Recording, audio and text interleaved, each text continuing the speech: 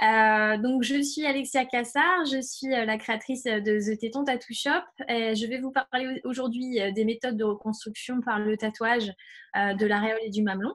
Et donc, j'ai un petit diaporama et j'espère que ça va fonctionner. Voilà, j'ai essayé de construire cette présentation d'une manière un peu ludique, comme si on faisait une émission bien connue, Cache Investigation, mais on va faire la Téton Investigation pour essayer de parcourir un petit peu ce qui pourrait être des informations nécessaires pour prendre sa décision quant à la méthode qu'on va choisir. Donc, pour me présenter, j'avais fait ce petit tableau un peu mugshot. Donc, moi, j'ai 43 ans aujourd'hui, pas 42 comme c'est écrit sur le petit post-it. Je suis biologiste de formation et j'ai travaillé pendant 15 ans dans le développement de nouveaux médicaments en oncologie. Donc, ça fait à peu près 18 ans aujourd'hui que je travaille dans le milieu du cancer. J'ai travaillé plutôt en développement clinique et j'ai développé pas mal de chimiothérapie, que ce soit dans des structures hospitalières ou au sein de l'industrie pharmaceutique. J'ai été touchée à mon tour par le cancer puisque j'ai une petite fille qui a eu une leucémie quand elle était âgée de 10 mois.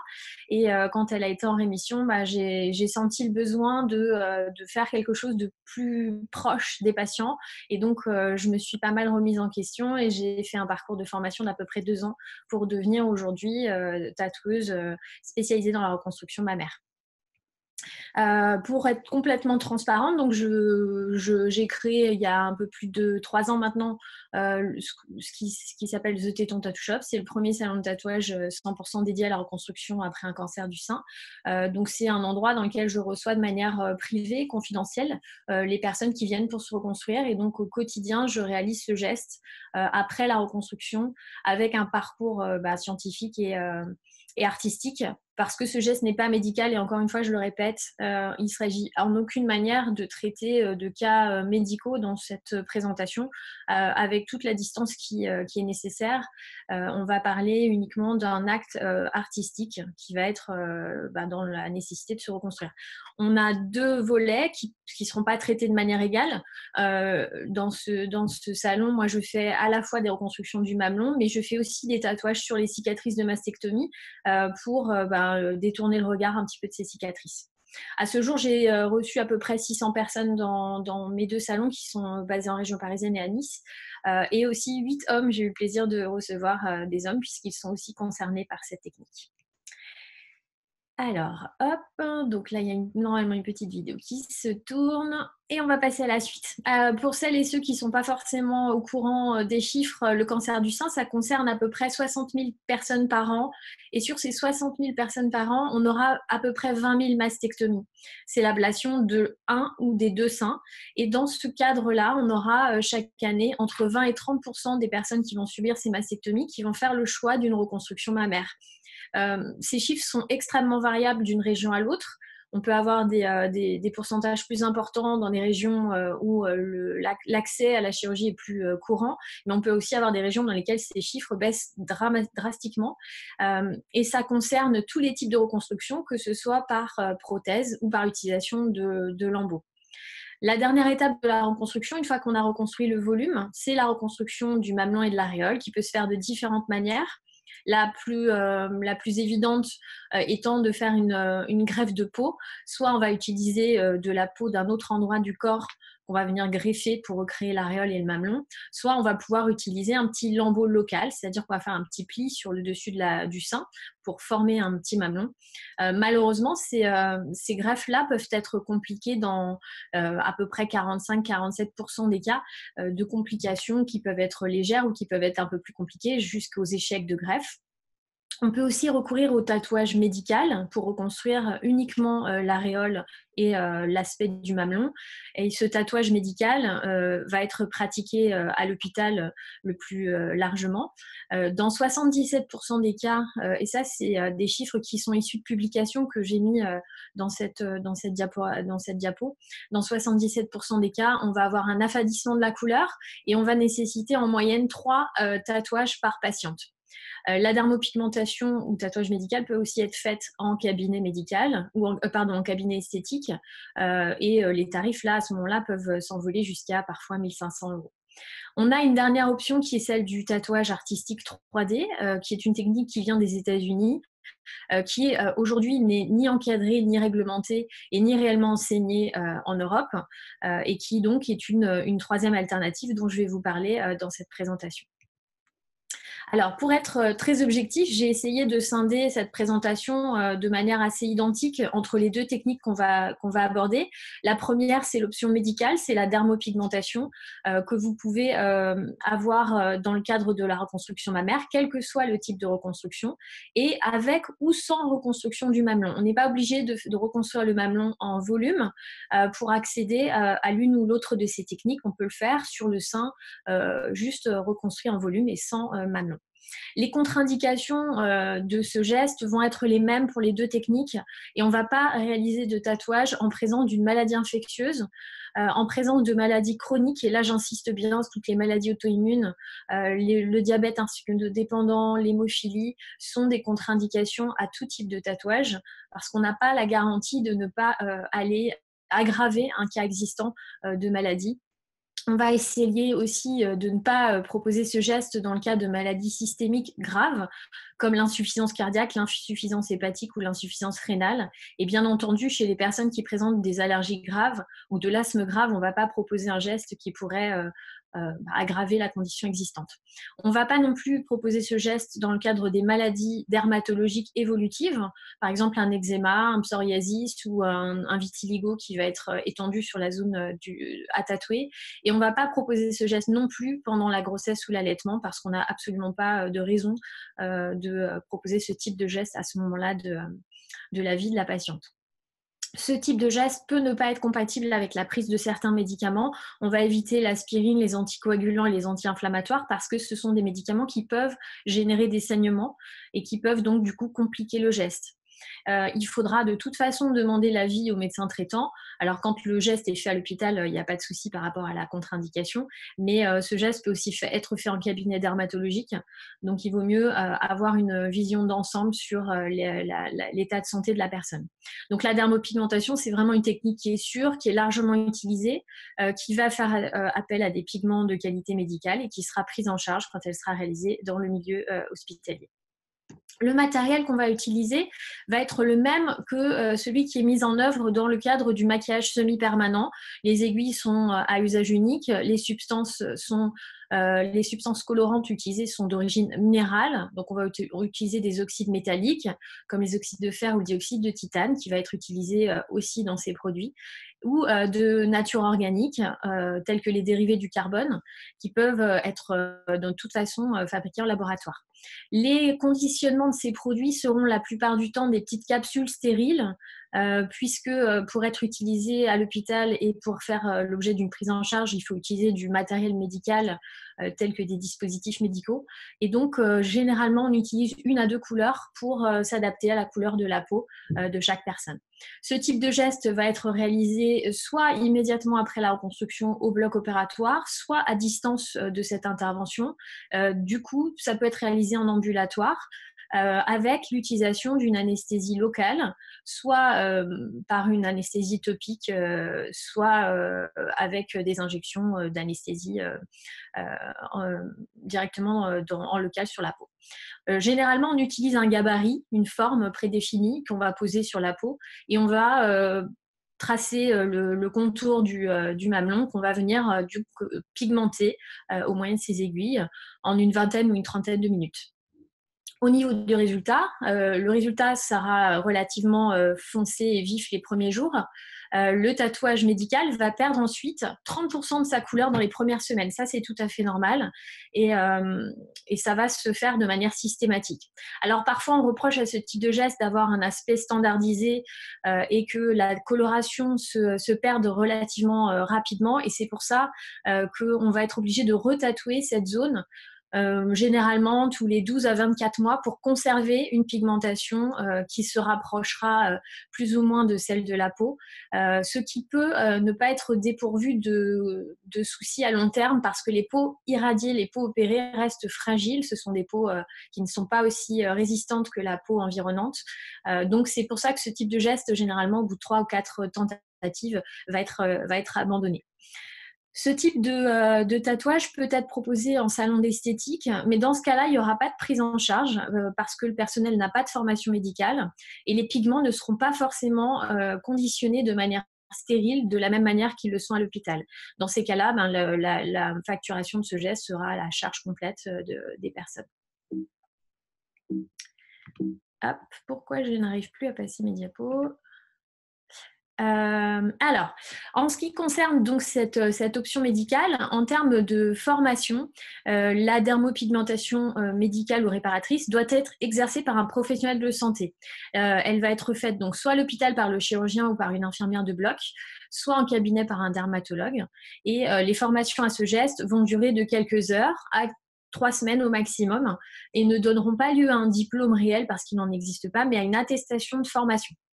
Ce type de geste, comme je vous l'ai dit, va être relativement court dans sa durée de vie parce qu'il faudra refaire ce geste entre 12 et 18 mois après la première séance. Et en termes de coûts et de prise en charge, il sera pris en charge par la sécurité sociale parce que c'est un acte médical à hauteur de 125 € à peu près.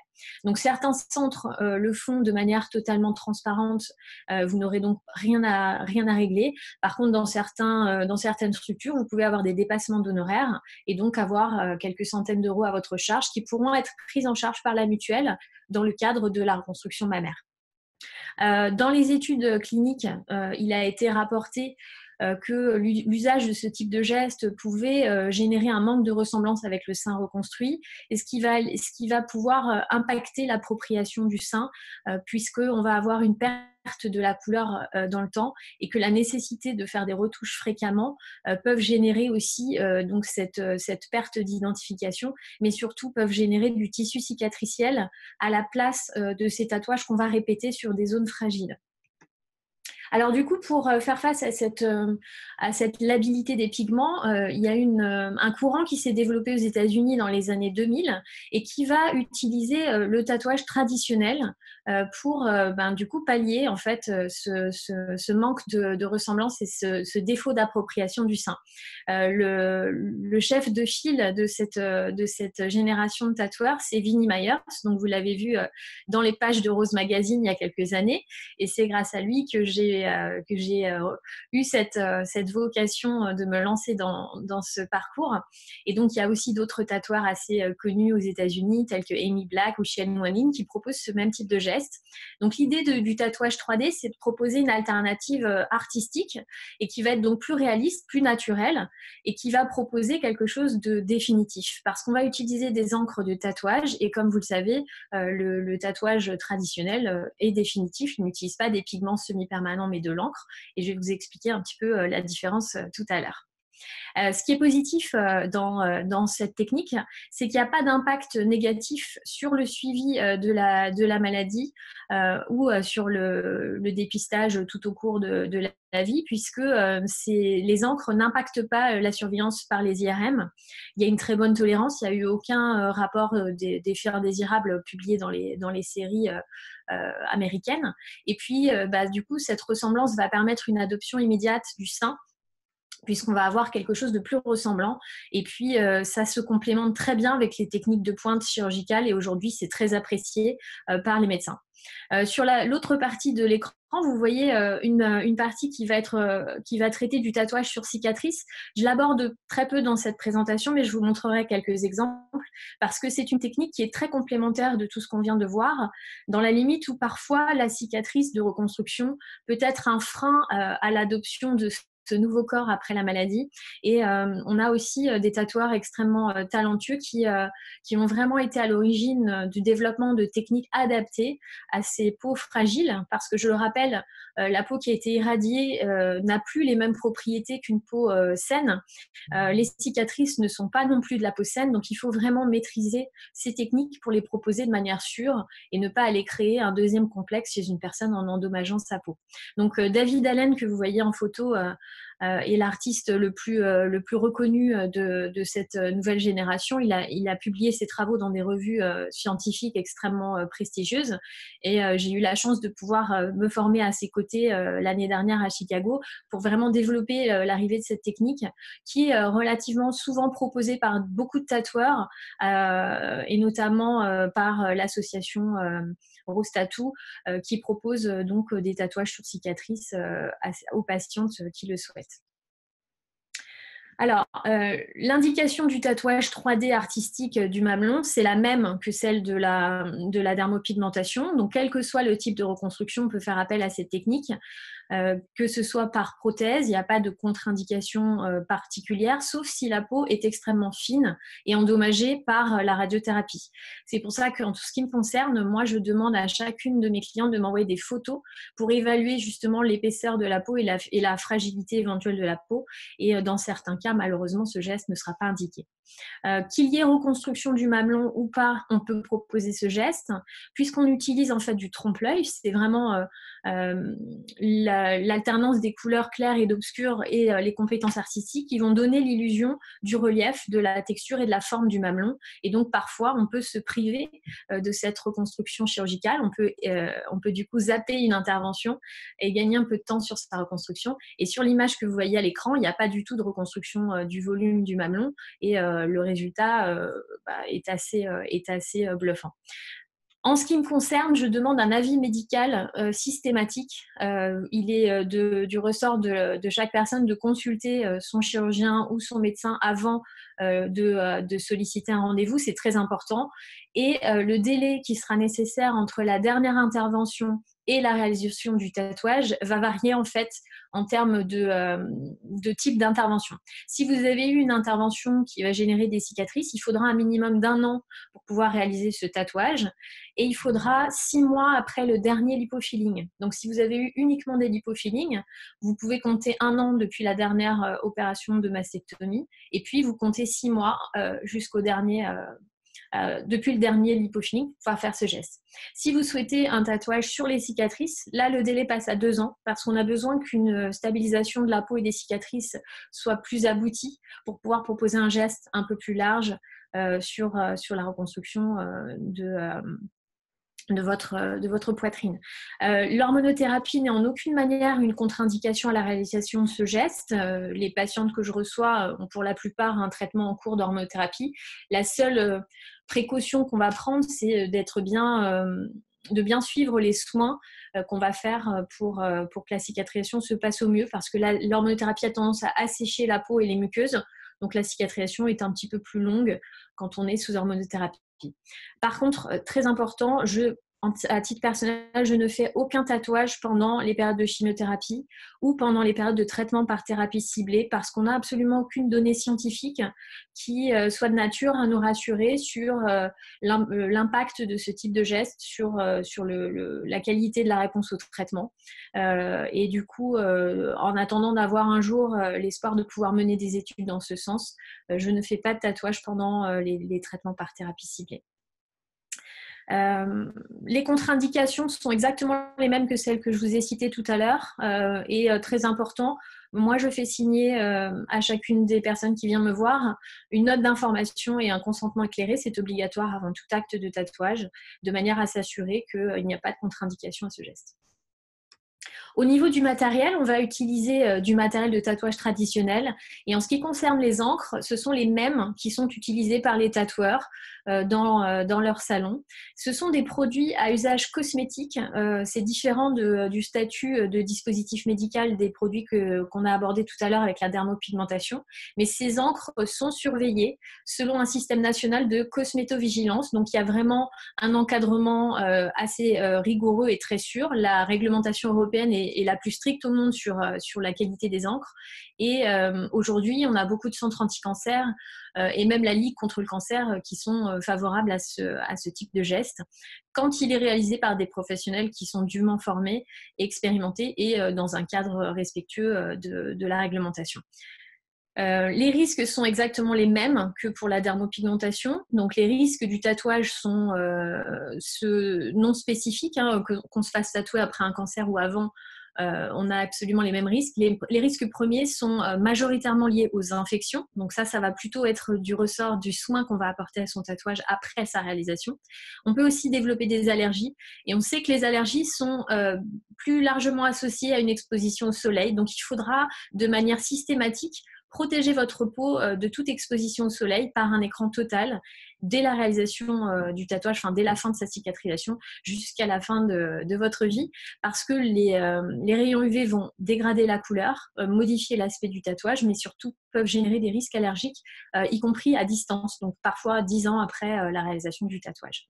Donc, on a quand même la possibilité de se reposer sur des études pour pouvoir déclarer qu'il n'y a pas plus de risque à se faire tatouer après un cancer que dans la population générale, et qu'on sait que le bénéfice en termes de reconstruction émotionnelle va être supérieur au risque qu'on va encourir avec ce geste si on recourt, encore une fois, à des artistes qui sont formés et qui savent ce qu'ils font.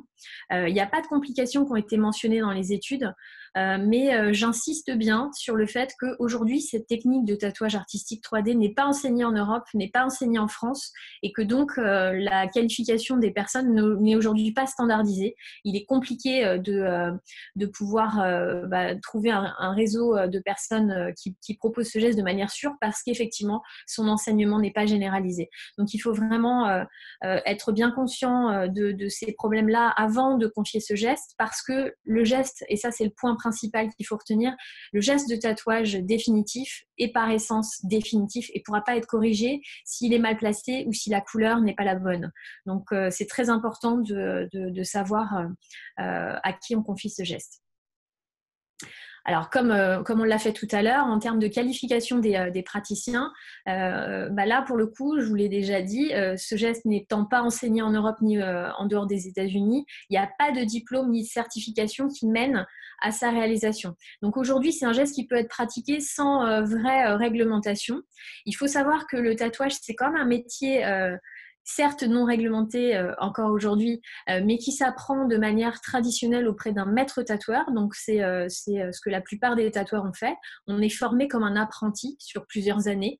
On apprend le geste, on apprend comment le mettre en place. Et ça représente plusieurs milliers d'heures de formation. Aujourd'hui, il n'existe pas de diplôme qui mène à ce type de geste.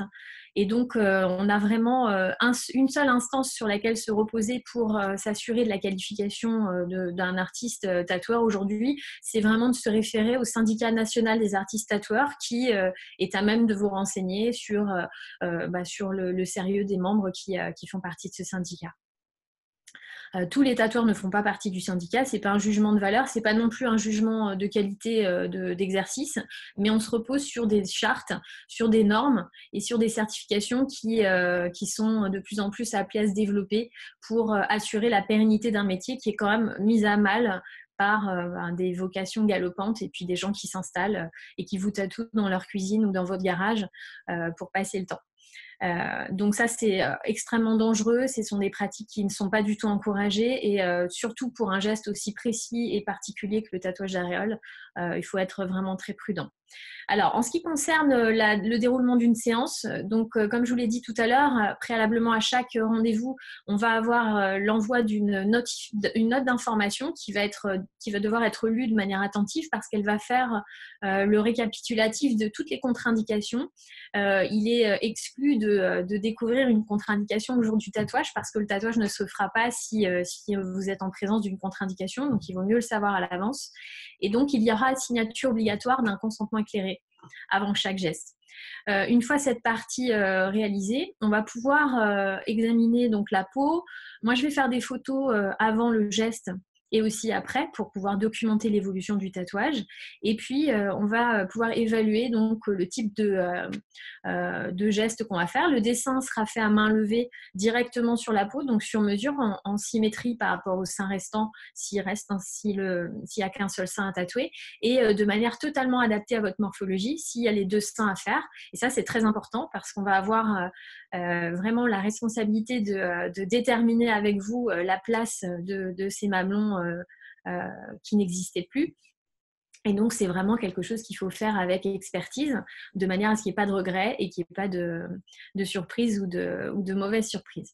Ensuite, on va travailler sur la déterminaison de la couleur. Et ça, c'est une partie importante de la séance parce que ce qu'on verra sur la peau à l'issue de la séance ne sera pas la couleur définitive. On va voir aussi une évolution de la couleur au fil de la cicatrisation et on perd entre 20 et 30% aussi de l'intensité. Par contre, une fois que cette perte d'intensité est faite, la couleur devient quasi définitive et on peut être amené à faire des petites retouches 3 mois après la première séance si on a eu des pertes très localisées au niveau d'une cicatrice ou si la couleur n'est pas complètement conforme à ce qu'on voulait. On va toujours être plutôt un ton en dessous de la couleur initiale de manière à pouvoir la foncer parce qu'on ne pourra pas éclaircir quelque chose de trop foncé, ça c'est très important et je vous le montrerai sur des images tout à l'heure. Et en fait, cette couleur va évoluer de manière propre à chaque personne. Et ça, c'est tout le travail qu'on a à faire, c'est d'évaluer dès le jour de la séance comment cette couleur va évoluer, parce qu'entre une personne à la peau mate, une personne à la peau claire, une personne plus âgée ou plus jeune, et en fonction des traitements reçus, l'évolution de la cicatrisation ne sera pas du tout la même. Et en fait, on ne va pas faire le tatouage pour que ce soit identique le jour même, mais pour que ça reste identique tout le restant de sa vie. Donc ça, c'est vraiment une partie très importante et c'est quelque chose qui, même dans les formations, et y compris celles que moi j'ai faites aux États-Unis, n'est pas enseigné. C'est vraiment quelque chose qui s'acquiert avec l'expérience et donc il faut être aussi très prudent dans la réalisation de ces choix de couleurs parce que le choix là pour le coup il est définitif. Une fois que les éléments sont validés, le geste de tatouage peut démarrer et le geste en lui-même va durer 30 à 45 minutes maximum.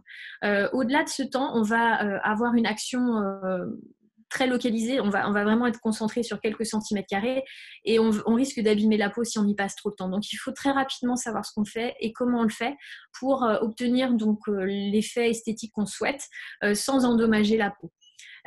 Pour les deux seins, on est à 45 minutes, moins d'une heure pour les deux. Et c'est très important, il ne sera pas fait usage d'anesthésie locale, c'est interdit. Les tatoueurs ne sont pas des médecins ni des infirmières, donc on n'a pas le droit d'utiliser d'anesthésie. Alors il faut savoir que quand vous avez une mastectomie, une reconstruction, il y a une lésion générale des nerfs et des sensations. Les sensations sont très atténuées sur le sein reconstruit. Le geste étant assez rapide, même s'il y a des sensations un peu désagréables, on travaille aussi beaucoup sur l'acceptation de ces sensations parce qu'en fait, elles sont le signe du retour à la vie du sein qu'on est en train de tatouer.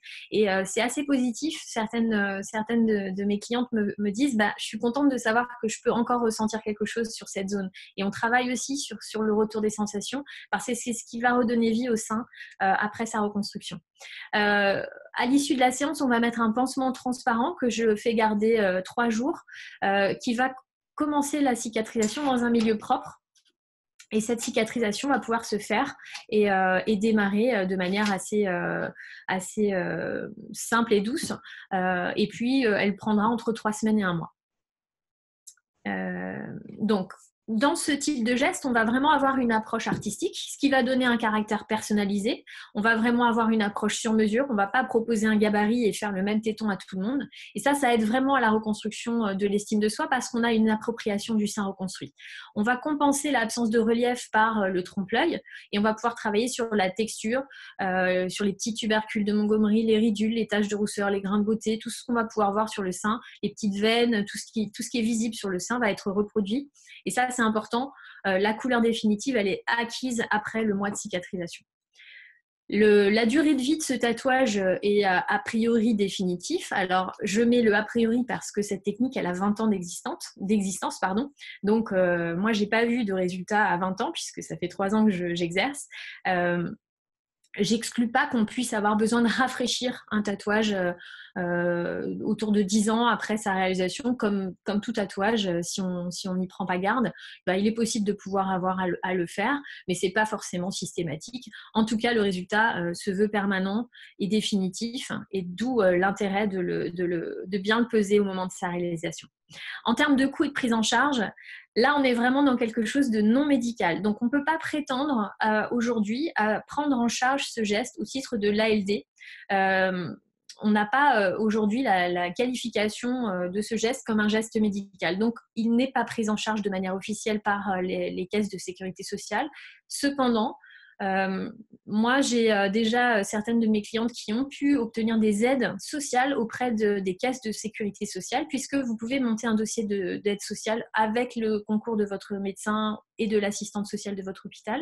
Il peut être fait des demandes d'aide et certaines ont été attribuées en fonction des régions. Alors, c'est très variable d'un département à l'autre et je le regrette vraiment, mais on a des départements qui aujourd'hui ont inscrit au titre des prestations non médicales ce geste parmi les gestes qu'ils reconnaissent comme remboursables au titre des aides sociales. Donc ça, c'est vraiment du cas par cas.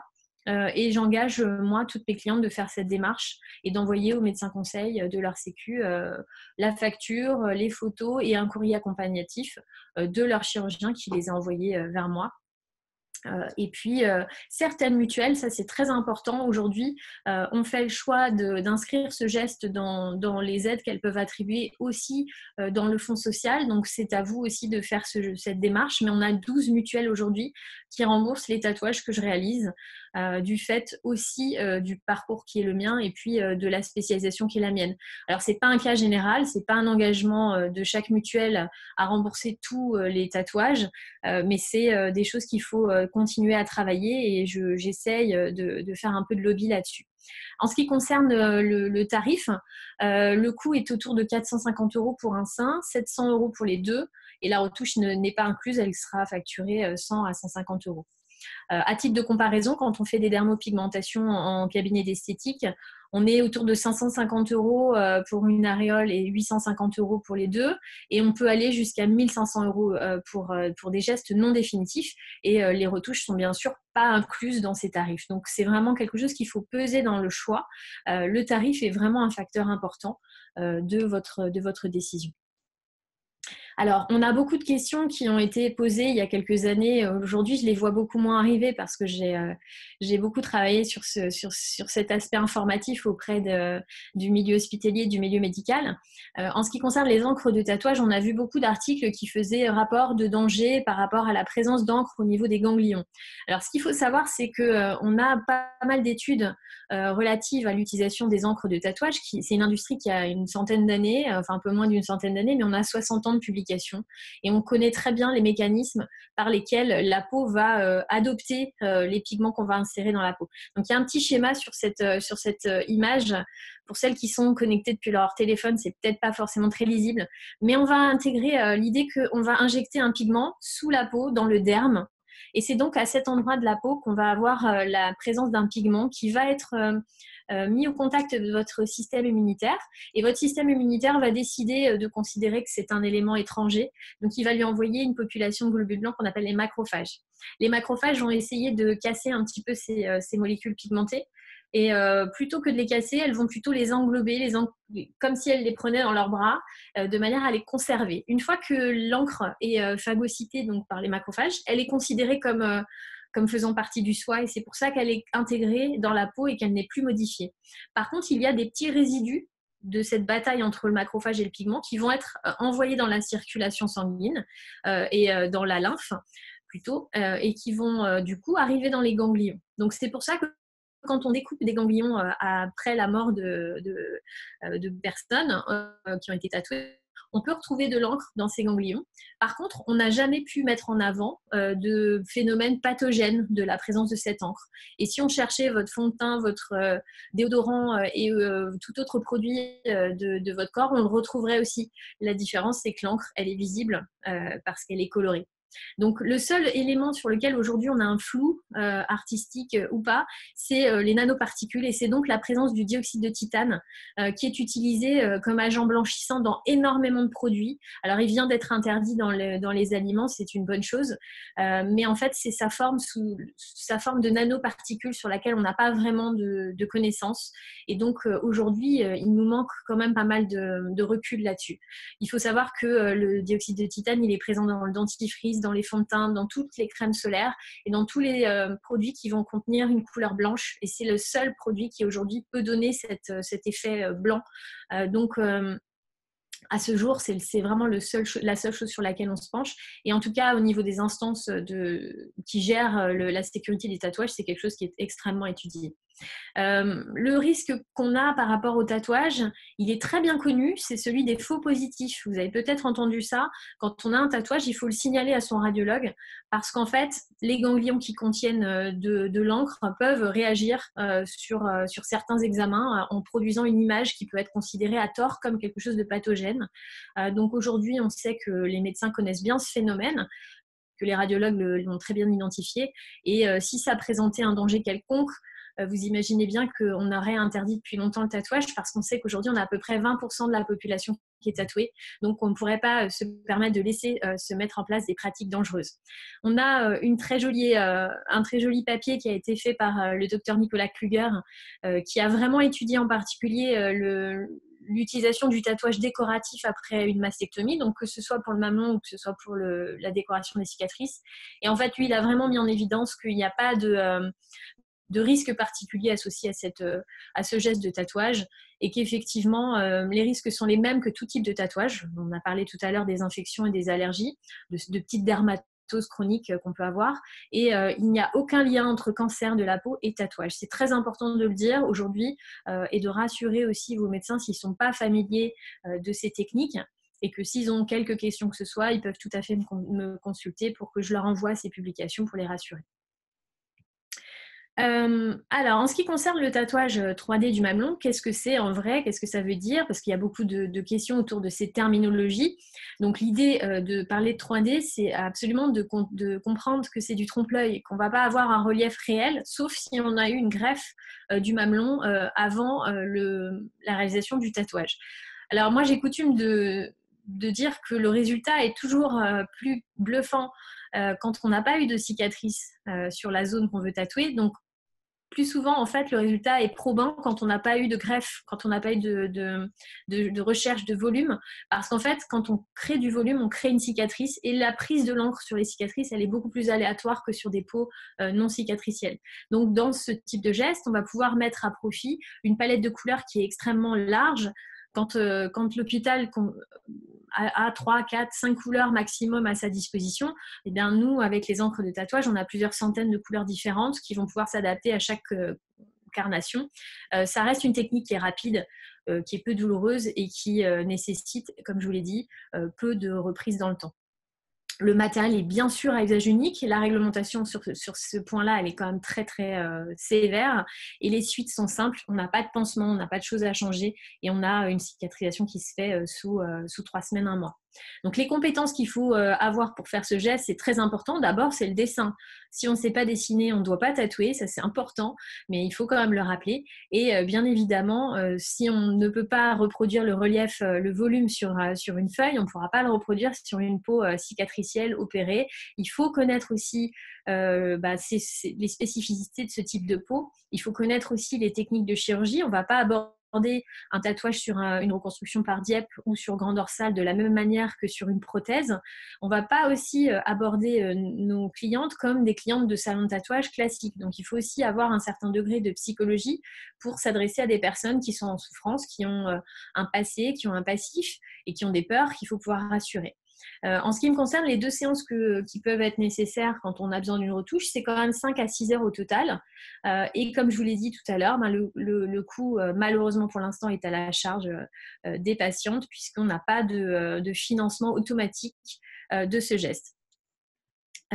Alors, on avait, je ne sais pas si ça va fonctionner, vous me ferez un retour visuellement pour me dire, mais je vous demanderai d'écouter le discours de cette sénatrice. Il y a eu au mois de mars 2019 une proposition de loi qui a été, sur laquelle Rose Up s'est engagée sur l'obligation de l'information préalable avant pour la reconstruction après une mastectomie. Et donc, la sénatrice Françoise Laborde m'avait contactée pour me demander en quoi on pourrait collaborer pour essayer de pousser un petit peu la mise en avant de cette technique de reconstruction. Et donc, c'est elle qui va vous en parler dans une petite vidéo très rapide. Par une greffe, opération particulièrement douloureuse, soit par la dermopigmentation qui n'est que temporaire et offre un résultat esthétique souvent décevant. Or, il existe une nouvelle méthode, le tatouage tridimensionnel définitif de la plaque aréolo-mamelonnaire. Cette technique innovante a été importée des États-Unis par une ancienne chercheuse spécialisée en oncologie et reconvertie dans ce procédé, Alexia Cassar. Elle permet une reconstruction définitive, esthétique, personnalisée de l'aréole et du mamelon, qui va ainsi aider à l'intégration de ce nouveau sein reconstruit. Pour l'instant, ce procédé qui contribue à la reconquête de l'estime de soi pour les femmes opérées est malheureusement peu développé, ni correctement encadré, et n'est pas encore pris en charge, même si une mutuelle récemment propose une prise en charge partielle. Je pense, Madame la Ministre, qu'il y aurait là matière à réfléchir. Donc là, il y a matière à réfléchir, mais visiblement, on prend du temps pour ça. Je crois qu'aujourd'hui, il y a d'autres sujets sur le feu et malheureusement, à ce jour, on n'a pas eu de réponse du ministère concernant cette demande et d'encadrement et de prise en charge. Je n'ai pas lâché l'affaire, je continue à, à essayer de faire du lobby positif là-dessus. Je devais rencontrer une députée à l'Assemblée nationale au mois de mars et malheureusement, dû au confinement, notre rendez-vous a été repoussé. Mais c'est quelque chose que je continue à défendre parce qu'aujourd'hui, le coût global d'une reconstruction à la charge des patientes est autour de pratiquement 1 500 euros. Donc ce geste-là se surajoute au coût global de la reconstruction. Et il y a encore beaucoup de travail à faire et beaucoup de lobby pour que ce geste soit à la fois sécurisé dans son parcours et dans son obtention pour les patientes, mais aussi qu'il soit à leur niveau quand elles en auront besoin. En ce qui concerne la position des femmes sur cette reconstruction du mamelon, c'est clair qu'on sait que la perte du sein, c'est une mise en berne de la féminité et on a vraiment un deuil réel après la perte du sein et la reconstruction.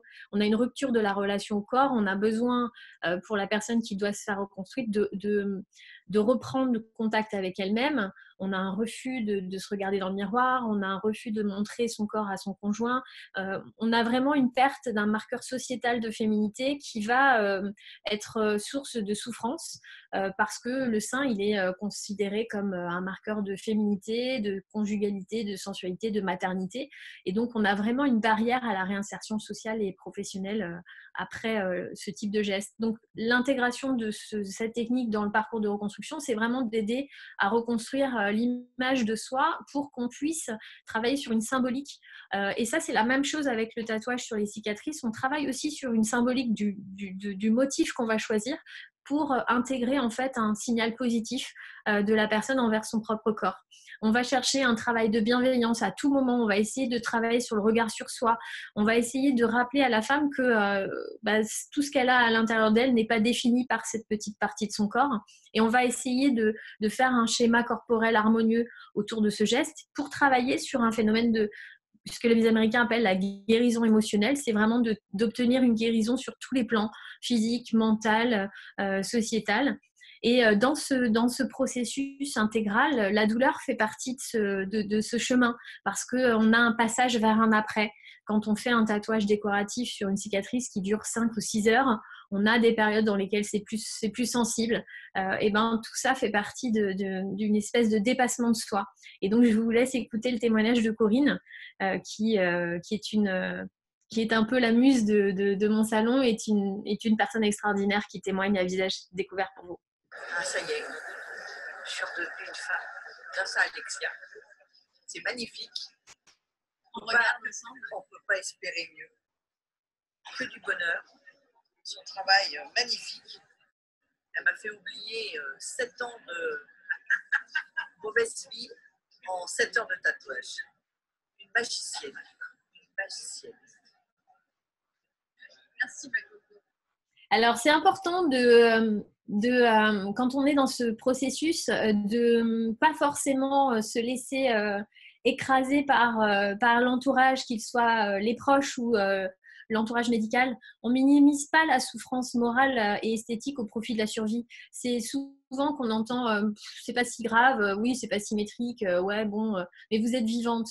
Il y a une vraie souffrance de la personne qui se regarde dans le miroir tous les jours et qui ne reconnaît pas son corps et qui ne reconnaît pas cette nouvelle apparence. Et tout le travail qu'on fait d'accompagnement au quotidien, c'est aussi pour engager la personne à avoir un regard sur soi positif.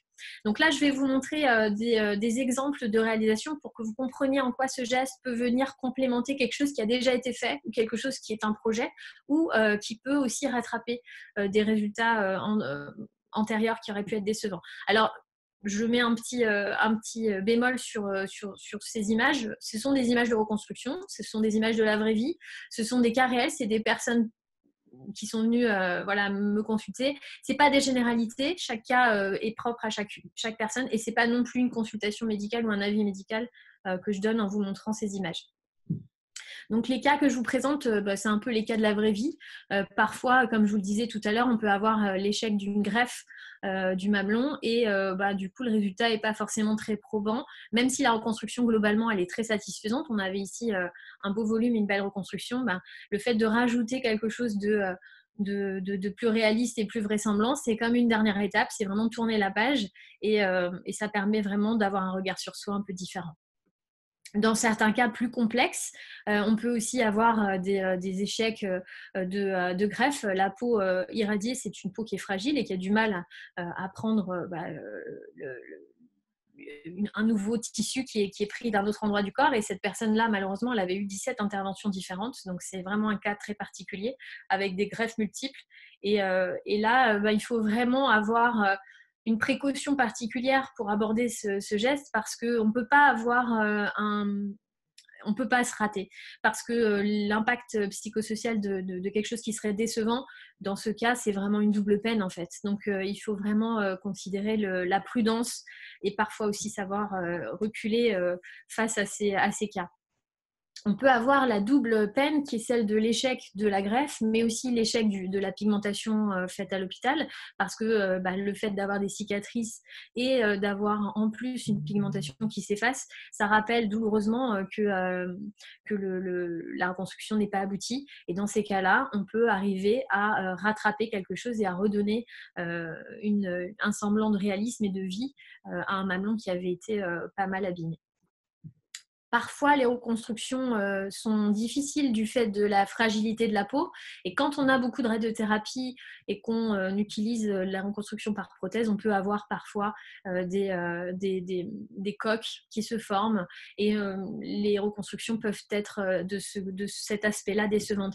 Ici, on ne pouvait pas proposer de manière intelligente et esthétique le tatouage d'un mamelon. Et on a décidé ensemble d'utiliser un tatouage décoratif pour venir casser la recherche de la symétrie entre les deux seins. Et ça, c'est vraiment un travail de discussion et d'échange parce que les déceptions précédentes ne doivent pas se surajouter à ce qu'on va faire à la fin de la séance. Et donc, on a choisi un motif de fleurs. Moi, c'est essentiellement ce que je travaille parce que ça reste très féminin, parce que ça peut être caché dans le soutien-gorge, que ça lui appartient et ça ne doit pas être forcément vu de l'extérieur pour quelqu'un qui n'est pas aussi tatoué que moi je peux l'être.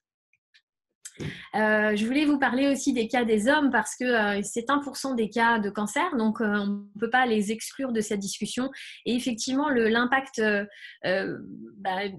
psychologique de la perte du mamelon chez l'homme, il est pratiquement aussi important, voire dans certains cas, il dépasse celui de la perte féminine parce que ça ne peut pas être caché. Dans son cas, on ne met pas un haut de maillot de bain quand on va à la piscine, quand on est un homme, quand on va faire son sport ou quand on est à la plage. C'est quelque chose qui est extrêmement visible. Et puis, c'est quelque chose dont les gens n'ont pas forcément entendu parler. Donc, il n'y a pas de délicatesse dans la question qu'on va poser. Et parfois, c'est brutal pour ces hommes d'être confrontés au regard de l'autre. Donc, on apporte aussi une solution adaptée. Et là, il faut vraiment faire appel aussi à beaucoup de psychologie et aussi l'adaptation du dessin parce que le mamelon masculin n'est pas le mamelon féminin typique. Dans le cas d'une reconstruction compliquée, avec de multiples complexes et de multiples choses qui étaient à reprendre, on peut avoir aussi la projection par le digital. Donc, dans le cas de Corinne que vous avez vu tout à l'heure, on a abordé sa reconstruction, on en est à 4 séances aujourd'hui. Dans la première, on a fait le mamelon et puis la pivoine du sein. Et puis ensuite, on est venu terminer les différents types de cicatrices et les masquer gentiment, les détourner le regard à différents endroits, donc sur le sein, mais aussi sur l'abdomen qui avait pâti de cette reconstruction. C'est des étapes assez longues, mais c'est vraiment quelque chose qui permet de se projeter dans l'avenir de manière plus positive. Alors, ces images-là, je m'en excuse, sont brutales, mais sont importantes à montrer. Tous les cas ne sont pas accessibles à ce geste et c'est pas de la magie. Et c'est aussi il faut une grande humilité quand on aborde ce type de métier parce que il y a des cas qui relèvent exclusivement de la chirurgie. Dans ces cas-là, malheureusement, je ne peux pas traiter la demande et c'est vraiment une importance capitale de connaître ses limites et de savoir où ce geste s'arrête et à quel moment on doit rediriger les personnes vers un médecin ou vers un spécialiste parce qu'on ne peut pas tout régler par ce type de geste. J'insiste aussi sur les impacts psychologiques d'un geste qu'on peut qualifier de semi-permanent, mais qui, pour le coup, ne l'est pas complètement. Les pigments semi-permanents de dermopigmentation ne s'effacent pas complètement. Et dans certains cas, leur répétitivité va créer en fait une accumulation de pigments à la surface de la peau et une coloration qui est tout sauf naturelle. Donc, l'indication doit être extrêmement bien pesée et l'expérience est capitale pour le placement parce qu'en fait, on ne pourra pas corriger la forme, la taille, le placement quand on a des pigments résiduels très marqués. Et on ne peut pas dire à une patiente c'est pas grave, vous êtes en vie. Ça, c'est très impactant pour une personne de se retrouver devant le miroir chaque jour. Donc, on a tous une responsabilité dans l'indication. Alors, je vais pas aller par quatre chemins. Il y a effectivement des cas plus simples et des cas qui sont qualifiés pour moi d'idéal. C'est la première intention, c'est-à-dire on a une reconstruction extrêmement aboutie comme celle-ci, c'est une reconstruction par lipofilling, c'est extrêmement beau, c'est très symétrique, une cicatrice très fine, une belle cicatrisation. Là, ce ne serait pas la bonne indication d'aller mettre une greffe avec tous les doutes qu'on peut avoir autour ou de faire un tatouage qui va devoir être répété. Chez cette patiente, le choix était de faire directement le tatouage 3D et on a un excellent résultat en première intention, donc c'est dommage de se priver de ce type de choix. On peut combiner les deux techniques de tatouage décoratif. Alors celui-ci, c'est pas moi qui l'ai réalisé, mais c'est un autre artiste. Et on peut très bien combiner l'utilisation du tatouage décoratif et du tatouage du mamelon. Et ça donne des résultats assez naturels. Et pour le coup, on détourne complètement l'attention de la cicatrice de reconstruction. Ici, c'était une reconstruction par grand dorsal, plutôt bien réalisée. Encore une fois, on peut combiner les deux techniques, à la fois pour corriger, dans ce cas-là, un tatouage, une dermopigmentation qui avait laissé des stigmates assez importants, parce que là, on avait carrément un contour très, très mauve, très violacé. Et puis, on a travaillé en fait à détourner le regard de la cicatrice en elle-même, que ce soit au niveau du sein, mais aussi au niveau du dos, par quelque chose d'assez doux et d'assez féminin. Alors, vous avez vu que c'est essentiellement floral en ce qui me concerne, mais je trouve que cette thématique se prête bien à l'exercice. On peut aussi avoir une approche globale en ce qui concerne la reconstruction des mamelons. Ici, la reconstruction du sein a été faite par un DIEP, ce qui occasionne donc une cicatrice abdominale assez importante. Eh bien, on a profité d'une deuxième séance pour aller corriger en fait cette cicatrice et jouer aussi avec la thématique florale pour redonner une silhouette plus harmonieuse à cette très jeune patiente. Alors, quand on parle de qualification et de proposition, on sait que toutes les terminologies ne sont pas protégées. 3 couleurs, ça ne veut pas dire 3D. Donc, le terme de 3D, ce n'est pas un terme générique. Hein. Ça veut juste parler de trompe-l'œil. Ce n'est pas parce qu'on utilise 3 couleurs qu'on va obtenir du trompe-l'œil. Et donc, les images du dessus, c'est les 4 images en bloc, c'est une dermopigmentation faite en cabinet d'esthétique. Et on voit que les pigments se sont partiellement effacés, mais on a 3 couleurs qui ne sont pas forcément esthétiquement rapprochables d'un sein. Et là, on avait les 2 seins qui avaient été tatoués. Alors, moi, de manière assez globale, j'évite de tatouer le sein qui n'a pas été opéré. Il n'y a pas lieu pour moi d'aller abîmer la peau d'un sein qui a juste été opéré. La cicatrice périaréolaire, ce n'est pas la meilleure indication pour le tatouage. On n'a pas une certitude absolue de la couleur que ça va prendre. Donc, essayer de corriger une petite cicatrice très fine autour du mamelon pour la rendre marron au lieu de la rendre blanche, c'est pas forcément un bon calcul parce qu'on n'a absolument pas vraiment de certitude sur la façon dont la cicatrice va absorber le pigment et va l'intégrer. Donc, parfois, il vaut mieux apprendre à vivre avec une petite cicatrice que d'aller créer un deuxième complexe. En tout cas, ce qui est fait en dermopigmentation est dans la plupart des cas rattrapable. Ce qui est fait en tatouage ne l'est pas toujours. Et là, l'exemple là était un exemple bon parce qu'on a pu rattraper. Mais ces exemples-là, malheureusement, je les vois de plus en plus. Et c'est pour ça qu'il faut absolument qu'on encadre cette profession. On voit fleurir au mois d'octobre les offres de tatouage gratuits qui ne servent que à faire de la publicité pour les gens qui les proposent malheureusement, sans formation et qui sont extrêmement partagés du fait du caractère gratuit. Maintenant, les dommages cutanés qui sont créés par cette inexpérience sont suffisamment importants pour parfois nécessiter une reprise chirurgicale. Sur ces deux exemples-là en particulier, on ne pourra pas faire autre chose que d'enlever la partie tatouée. On ne pourra pas retatouer par-dessus pour changer la couleur. On ne pourra pas redonner du naturel sur quelque chose qui a été quasiment scarifié dans la peau. Donc, attention, le tatouage autodidacte n'a pas sa place dans la reconstruction du mamelon. C'est vraiment quelque chose qu'il faut travailler. Et donc aujourd'hui, moi, j'essaye vraiment de travailler à la rédaction de bonnes pratiques pour pouvoir après travailler à la transmission de ce savoir. Dans certains cas, le tatouage n'est pas possible pour les raisons médicales que je vous ai exposées tout à l'heure qui sont liées à la contre-indication. Donc, on peut proposer des tatouages temporaires qui sont du même titre que les tatouages qu'on a dans les chewing-gums pour enfants, qui sont des décalcomanies. C'est une solution de transition qui dure de 7 à 10 jours, parfois un peu plus. Et on a différents modèles, différents types. Donc, ceux-ci s'achètent aux États-Unis. On peut utiliser cette technique soit parce qu'on n'a pas encore atteint le niveau de cicatrisation nécessaire pour faire le tatouage, soit parce qu'effectivement on est sous traitement ou on a une contre-indication. Par contre, quand on a effectivement une contre-indication à vie, on n'a aujourd'hui pas de solution positive pour proposer en dehors de ça une reconstruction du mamelon. Alors pour le futur, voilà, comme je vous disais tout à l'heure, il y a vraiment une problématique de travailler sur la question de la formation et de l'encadrement de ce geste. Il y a de plus en plus d'autodidactes, comme dès qu'il y a de l'offre, dès qu'il y a de la demande, forcément ça fait un petit mélange. Il faut aujourd'hui qu'on travaille vraiment de manière intelligente avec le corps médical, mais aussi avec le syndicat national des artistes tatoueurs. On travaille vraiment sur cette dynamique de mettre en avant les parcours de formation des gens pour que vous ayez à votre disposition des gens de qualité. Les dossiers ont été transmis au ministère de la Santé. Alors, je ne vous cache pas que Madame Buzyn, qu'on a vu tout à l'heure, n'étant plus là, je ne sais pas si le nouveau ministre a eu une transmission du dossier, mais ça sera remis sur la table. Et en tout cas, les dommages collatéraux, je commence déjà à les constater et c'est très triste parce que c'est difficile de dire à quelqu'un je ne peux rien faire pour vous et c'est quelque chose qui est très inconfortable et qui ne devrait pas continuer à se produire et j'espère que tout ça va pouvoir se régler. Donc l'idée c'est de travailler sur des référentiels de qualité, de pouvoir proposer des formations de qualité à ces personnes-là quand on aura un statut défini pour que vous puissiez vous reposer sur un réseau de professionnels existants et que ces réseaux de professionnels soient suffisamment rassurants pour qu'il y ait une prise en charge, que ce soit des mutuelles ou de la sécurité sociale.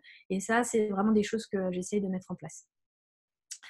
Pour réfléchir, il suffit de faire un peu de calcul. Quand on voit dans les études qu'on a besoin de 3 à 4 pigmentations de la plaque aréolo-mamelonnaire pour arriver à un résultat plus ou moins satisfaisant, on sait que ça coûte 125 € à chaque fois. On peut chiffrer autour de 500 € par patiente.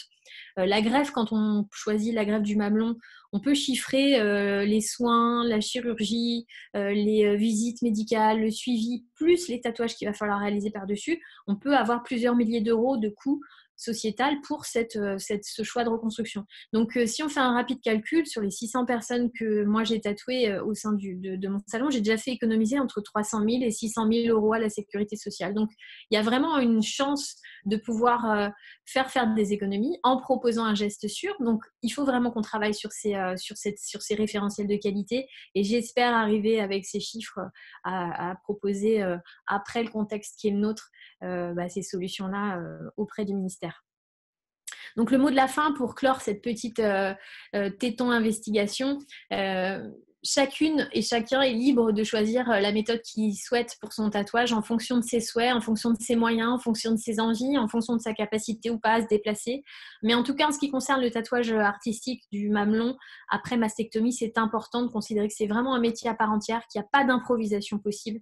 Vous avez compris tous les paramètres qui sont à mettre en œuvre pour qu'il soit réussi. Il y a vraiment des exigences de technique, des exigences artistiques, des exigences scientifiques et des exigences aussi éthiques. On ne peut pas proposer ce geste à tout le monde de la même manière et on ne peut pas le proposer de manière standardisée. Ça, c'est des composantes essentielles pour vous aider à reconquérir votre estime de soi. Et donc, moi, j'utilise toujours un peu ces hashtags sur les réseaux sociaux. Tatouer des tétons est un métier et pas de contrefaçon pour vos tétons. Je vous engage maintenant avec tout ça à bien savoir ce qu'il faut faire pour faire le bon choix. Voilà, donc ça c'est la fin de cette présentation. Vous avez tous mes contacts pour me poser vos questions après ou m'exposer vos cas personnels après. Mais on pourra répondre aussi à vos questions et je suis sûre qu'il y en a encore quelques-unes qui doivent traîner. Donc merci de votre attention et j'attends les petites questions. En effet, merci beaucoup Alexia. C'était super intéressant. Et donc, on a quelques questions. Donc, je vais regarder dans les discussions qu'on a pu avoir.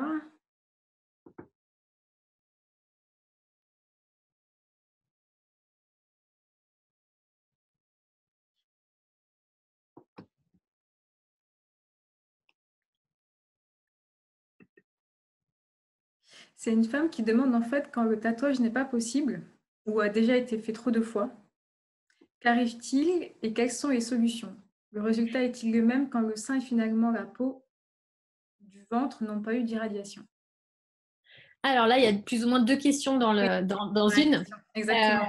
Donc, quand le tatouage n'est pas possible, comme on l'a vu, il y a les tatouages temporaires qui peuvent être possibles. Je comprends que c'est une solution qui est un peu décevante parce que malheureusement, elle n'est pas définitive. Mais quand la peau est trop abîmée, malheureusement, il n'y a pas de solution autre que de la respecter et d'essayer de travailler sur aussi l'acceptation des cicatrices.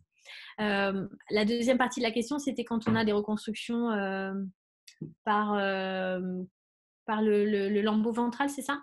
C'est ça. Est-ce que tu peux me redonner Je te redis ça tout de suite.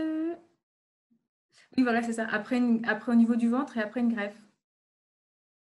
En fait, c'est possible à partir du moment où on compte 12 mois après la dernière intervention.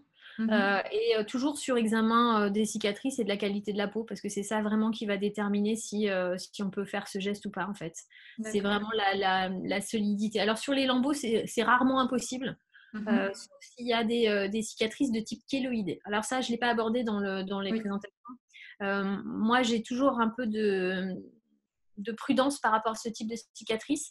Les cicatrices kéloïdes, ce sont des cicatrices qu'on va dire un peu exagérées dans le processus de cicatrisation. Ça s'emballe un petit peu et ça donne des cicatrices qui sont très rouges, très vives, très en volume, très parfois extrêmement dures, etc.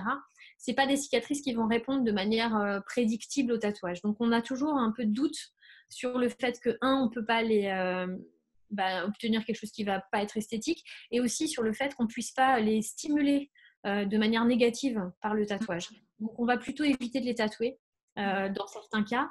Et en tout cas, on tatouera des cicatrices uniquement quand elles seront bien blanches, bien fines, plus du tout inflammatoires et plus du tout violacées. Et pour les aider à cicatriser de manière plus ou moins optimale, dès la fin de la chirurgie, et dès que votre chirurgien vous donne le feu vert, massez vos cicatrices. Essayez de consulter des kinés spécialisés dans le massage et le traitement des cicatrices. Ça peut améliorer l'aspect. Et aussi, vous avez des traitements par laser. Certains dermatos ou certains chirurgiens proposent des traitements des cicatrices par laser fractionné, ce qui peut aussi aider à améliorer l'aspect des cicatrices. Donc, c'est important de consulter rapidement un avis médical. En tout cas, les cicatrices très rouges et très vives ne seront pas tatouables. D'accord. Et donc, juste pour confirmer, tu disais que quand une femme est en cours de chimio, il n'est pas possible de se faire tatouer au téton. Non, c'est en fait pendant la chimiothérapie, les défenses immunitaires de la personne sont au plus bas, donc les risques infectieux sont majorés.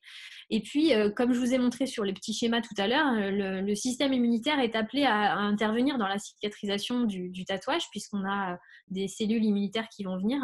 Euh, et si on est en cours de chimiothérapie, on n'a pas le matériel pour cicatriser de manière correcte. Donc le résultat peut être complètement imprévisible et puis peut aussi générer des risques pour la personne. Donc je sais qu'il y a des cabinets d'esthétique qui font des tatouages entre deux chimios, des sourcils, etc. Ça paraît pas du tout indiqué parce que les risques sont extrêmement grands et extrêmement lourds et la couleur ne sera pas du tout prédictible. Donc c'est vraiment exclu. D'accord. Et il y a une femme qui demande également si on doit changer de prothèse, est-ce que cela peut abîmer le tatouage? Alors, ça, c'est une question très importante. Le changement de prothèse se fait de manière régulière. Alors, aujourd'hui, les prothèses qu'on utilise, elles ont une durée de vie quasiment illimitée. On les change beaucoup moins qu'avant, mais on sait qu'on a entre 10 et 15 ans de tranquillité. Au moment du changement de prothèse, il faut savoir qu'on n'a pas besoin de rouvrir la totalité de la cicatrice. Donc, le chirurgien va pouvoir trouver une zone d'abord pour changer la prothèse qui ne va pas concerner toute la cicatrice. Donc souvent, ils vont pouvoir préserver le tatouage. Ceci étant dit, quand il y a un très beau tatouage du mamelon, et ça c'est les chirurgiens qui m'ont expliqué, ils vont le considérer comme un mamelon normal, donc ils peuvent aussi passer en dessous pour ne pas l'abîmer. Et donc dans une grande majorité des cas, le tatouage sera préservé. C'est la même chose pour les tatouages décoratifs. Quand je fais un tatouage décoratif, je ne vais pas tatouer la totalité de la cicatrice, je vais toujours laisser une marge pour pouvoir réintervenir si nécessaire. Et dernier point, à part les situations d'urgence, le chirurgien fera toujours au mieux pour préserver le tatouage. Et si jamais il y avait des choses, on pourra reprendre à distance, on pourra reprendre le tatouage pour reprendre des petites zones qui auraient pu être abîmées par la chirurgie. Donc, aucune inquiétude là-dessus. D'accord. Une femme demande le risque de lymphodème lié au tatouage. Alors, quand j'ai développé cette technique au tout départ, je me suis rapprochée de kinés spécialisés, de médecins. On ne va jamais tatouer un bras sur lequel on a eu une ablation des ganglions. Quand on a un curage axillaire ou ganglionnaire, on ne va jamais faire de tatouage sur le bras. En ce qui concerne le sein, en fait, il y a des chaînes ganglionnaires qui vont être résiduelles, qui vont pouvoir assurer le drainage de la lymphe. Et en tout cas, il n'y a pas le geste étant relativement circonscrit à quelques centimètres, il n'y a jamais une sécrétion lymphatique suffisante pour créer ou pour générer un risque de lymphœdème particulier lié au tatouage. Ça n'a jamais été décrit.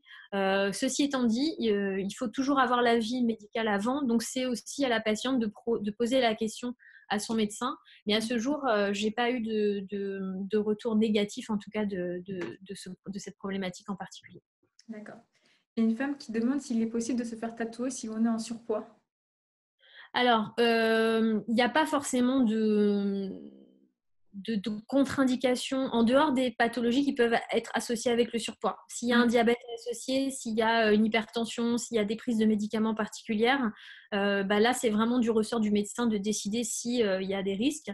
En tout cas, on sait que le risque de cicatrisation peut être moins bon chez les personnes qui ont des pathologies associées tels que le diabète, même s'il n'y a pas un insulinodépendant. Donc, c'est vraiment toujours avec avis médical, mais il n'y a pas de contre-indication particulière de ce type-là. D'accord. Et une femme qui demande si tu aurais un centre de formation à conseiller pour ce type de tatouage. Eh ben, il n'en existe pas. Le tatouage, ça s'apprend avec un maître tatoueur. Donc, c'est un parcours qui représente entre 1 et 2 ans de formation au tatouage traditionnel.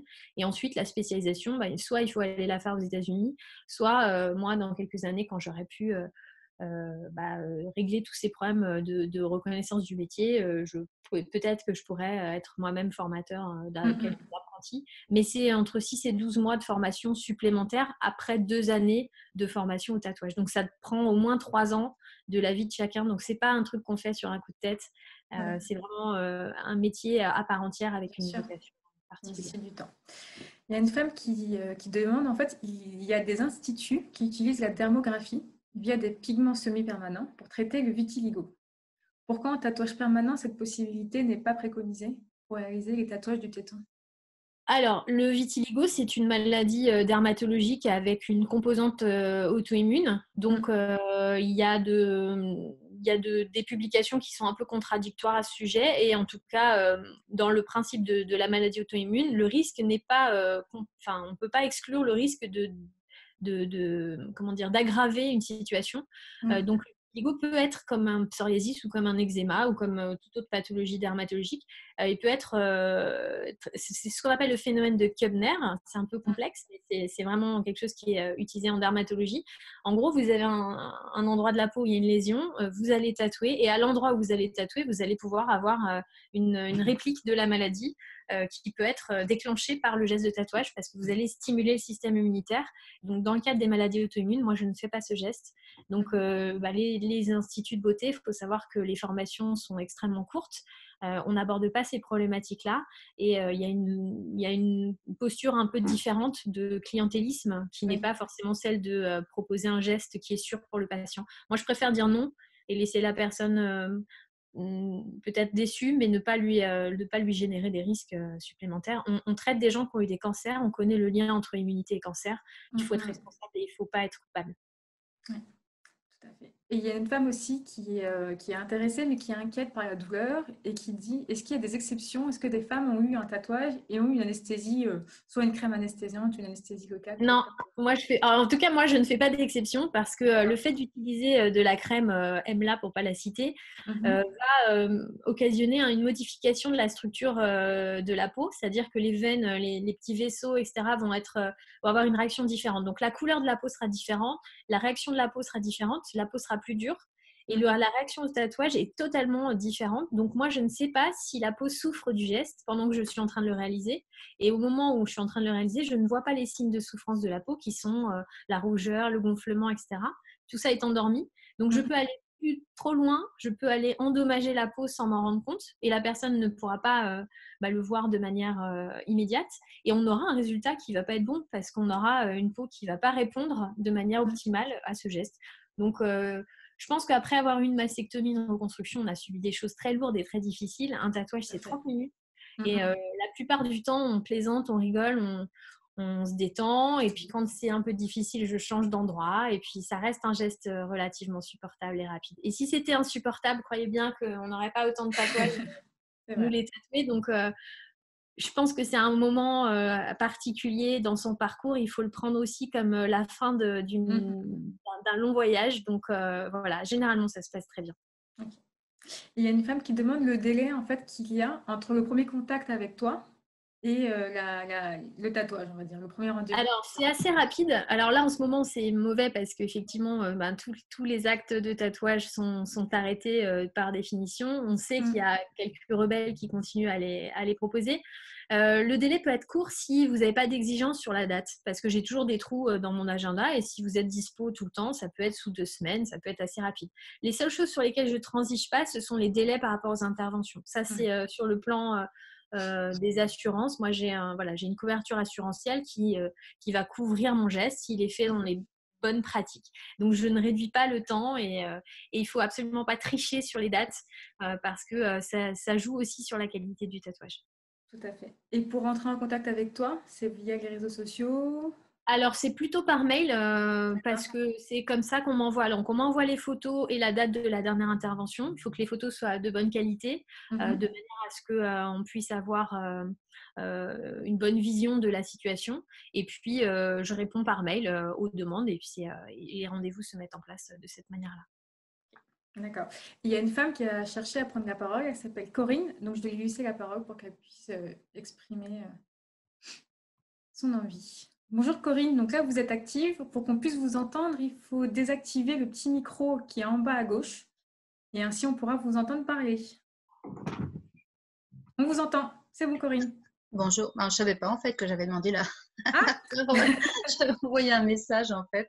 Donc, je voulais juste savoir si moi j'ai une reconstruction par prothèse. En revanche, j'ai une peau fine et il y a très peu d'espace entre la prothèse et la peau. Et je me demandais si le tatouage, j'avais eu ça doit être une dermopigmentation, mais effectivement le tatouage, la couleur est partie. Et si le tatouage était quand même possible, s'il n'y avait pas un risque de percer la prothèse en fait. Alors, le risque de percer la prothèse, il est quasi nul si on s'adresse à quelqu'un qui est expérimenté. Maintenant, si on a affaire à quelqu'un qui ne connaît pas les choses, oui, on peut endommager la prothèse. La percer, ce serait quand même assez compliqué. Maintenant, c'est vraiment une question de pouvoir ou pas pincer la peau. Si vous avez la peau, on ne peut pas faire un petit pli minimum, comme sur le dessus de ma main, vous voyez, ce type de tout petit pli, si c'est ça, c'est très compliqué. Si par contre on a une petite épaisseur de peau et qu'on peut pincer la peau, ça reste gérable. En tout cas, c'est les photos qui vont me le dire en toute franchise. Moi, je travaille de cette manière-là parce que je ne fais pas déplacer les gens pour des consultations. Quand les gens viennent de loin, on ne peut pas se permettre de venir pour, pour juste un avis. J'ai plus que 3% sur ma batterie d'ordinateur. J'ai peur que ça coupe. Non, on peut continuer, mais j'ai peur qu'à un moment, ça coupe. Il y a juste une dernière question. Merci. Consultation préalable. Non, en fait, les consultations se font par mail, du coup. Par contre, je sais que pour les projets de tatouage décoratif, c'est plus simple de le faire comme ça. Donc, on peut aussi se rencontrer sur un format de consultation, mais dans les projets plutôt décoratifs. Comme ça me permet de prendre des mesures de la peau, de voir vraiment la taille des cicatrices et de commencer à aborder le projet. Ça, c'est tout est détaillé sur le site, en fait.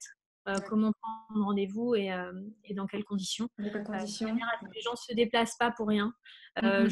Je suis très peu joignable par téléphone parce que quand je suis, alors sauf là, dans ces périodes-là, mais la journée, je ne réponds pas au téléphone parce que je suis entièrement avec les personnes que je reçois. Je reçois 3 personnes dans la journée, donc les rendez-vous durent 3 heures à chaque fois.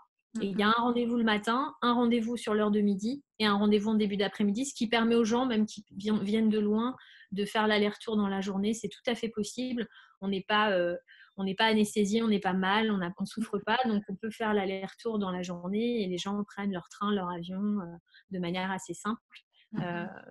Le salon où je suis en région parisienne, je suis à 10 minutes de l'aéroport Charles de Gaulle, donc c'est joignable en TGV, c'est assez facile.